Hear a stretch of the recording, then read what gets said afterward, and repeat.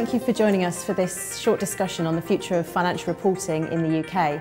I'm Lisa Nelson from Kaplan Hawksmere, and I'm joined today by Graham Bloor and Mike Sarwar, two of our senior financial reporting presenters.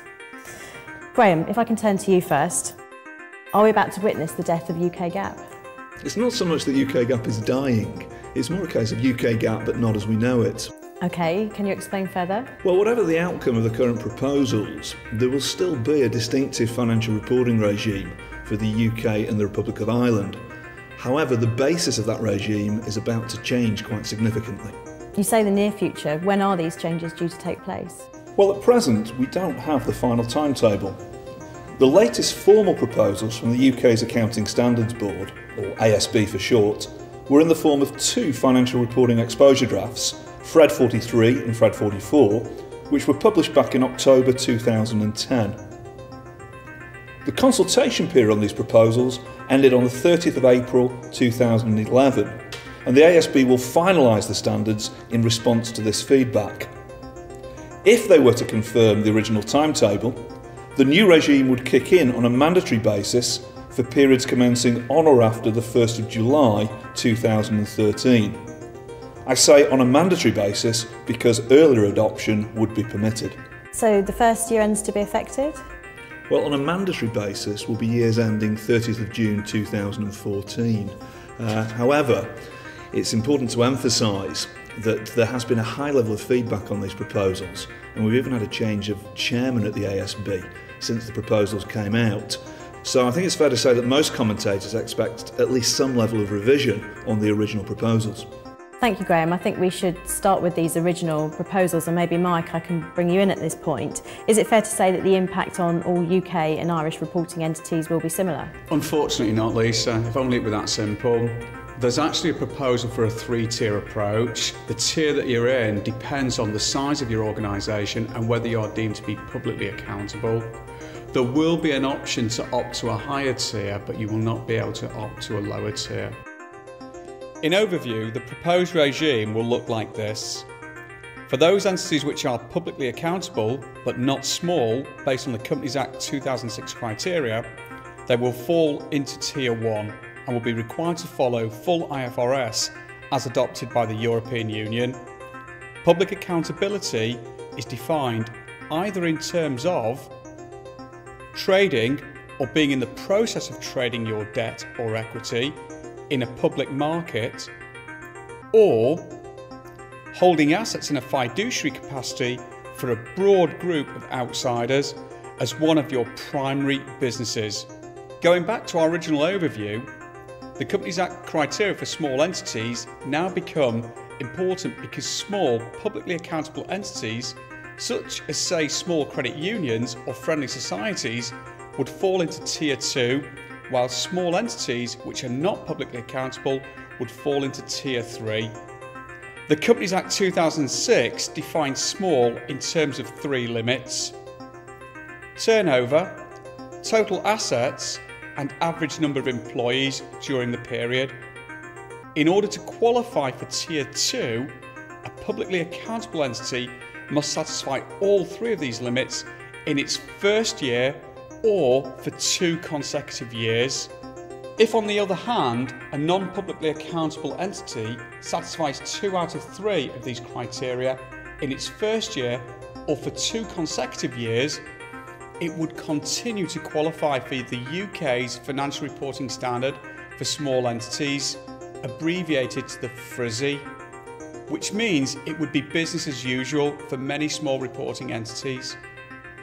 We move on finally then to Tier 2, the financial reporting standard for medium-sized entities, or FRSME. Most UK and Irish reporting entities are not publicly accountable and would therefore be eligible for Tier 2. Indeed, on the current proposals, it is expected that the FRSME will provide the financial reporting framework for the majority of entities in the UK and Republic of Ireland. One of the key issues that's been put forward, or where there's a concern, is that there are some dissenting views about the new proposals. There's one ASB member who has dissented against the approach, and there's many respondents who've dissented against the approach. The cornerstone of their concern is whether IFRS for small and medium-sized entities should be the basis for UK GAAP.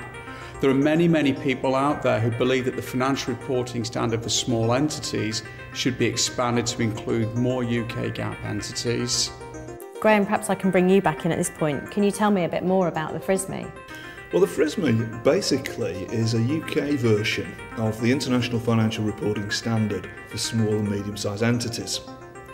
IFRS for SMEs was issued by the International Accounting Standards Board back in July 2009, and it represents a simplified reporting and disclosure regime for non-publicly accountable entities.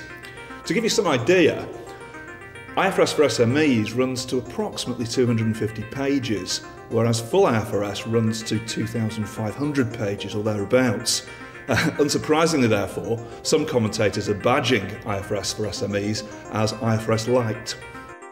But you said the FRSME is a UK version of this. Essentially, yes. The UK's Accounting Standards Board, the ASB, is proposing some revisions and amendments to IFRS for SMEs, either because they're simply unworkable for the UK or they actually conflict with our own corporate legislation. So would you say that the FRSME represents a workable regime for non-publicly accountable entities in the UK and Republic of Ireland? Well, there's at least a couple of issues there. The first one, straightforwardly, is that a number of commentators believe that the FRSME doesn't go far enough, that it needs further amendment and further simplification.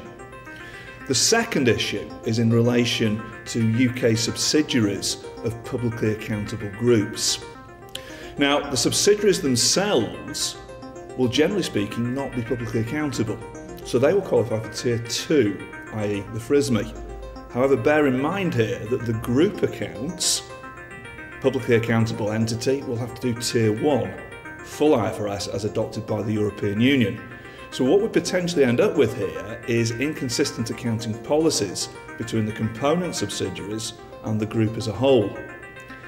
A possible way out of that is, well, coming back to Mike's point earlier, is that those subsidiaries can always opt up for Tier 1 to achieve consistency of accounting policy. However, the problem then is that you're going to get extensive disclosure requirements filtering right the way down the group based on full IFRS. Now, the ASB's looked at this, and the proposals are to bring in concessions for so-called qualifying subsidiaries. The additional options available to qualifying subsidiaries include being able to opt for Tier 1, full IFRS, but with significantly reduced disclosure requirements, thereby achieving consistent accounting policies within the group, but importantly avoiding the extensive disclosure requirements of full IFRS cascading down the group. You described the disclosure requirements of full IFRS as extensive. Is this a general feature of IFRS? I think it's fair to say it is. To pick up a couple of additional examples, full IFRS has no exemption from cash flow statements for subsidiary companies. So the ASB is proposing a cash flow exemption for qualifying subsidiaries based on our earlier definition, and even extending that exemption to parent companies and not requiring parent companies themselves to publish a cash flow statement. A second example that springs to mind as well is in relation to the consolidation requirements for small groups.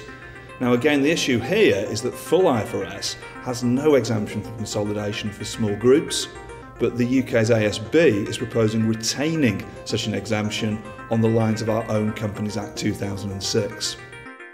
Mike, are there any further features of the new regime which are distinctive to UK GAAP? There are one or two areas which are very specific, Lisa, that cover Statement of Recommended Practice, SORPs, and Public Benefit Entities, PBEs. They are very specific, and although we will touch on it here today, we'll keep that very brief. The basic message with regard to SORPs is that the ASB intends to retain sector-specific SORPs where a clear need exists. The three not-for-profit SORPs, i.e. charities, registered social landlords, and further and higher education will be retained and updated based on the FRSME and the Public Benefit Entity Standard. This standard is to be tailored for charities and other PBEs. The exposure draft was issued in March 2011 and the deadline for comments is the end of July 2011. So Graham, pulling it all together, what do people need to do now? Well, I think it's fair to say that the proposals that are currently in place are both radical and far-reaching. So anyone really with responsibility for financial reporting in the UK or the Republic of Ireland needs to stay in touch with the latest position on the UK's convergence process. At Kaplan Hawksmere, our training is designed to reflect that fast-moving, evolving process and make sure that our learning partners are fully to speed with the latest position, how it's likely to impact on them and the action that she'll be planning to take at this stage. Graham, Mike, thank you very much. Thanks very much. And thank you for joining us for this discussion on the future of financial reporting in the UK. And if you'd like to know more about Kaplan Hawksmere courses, please go to our website at www.khlearning.co.uk.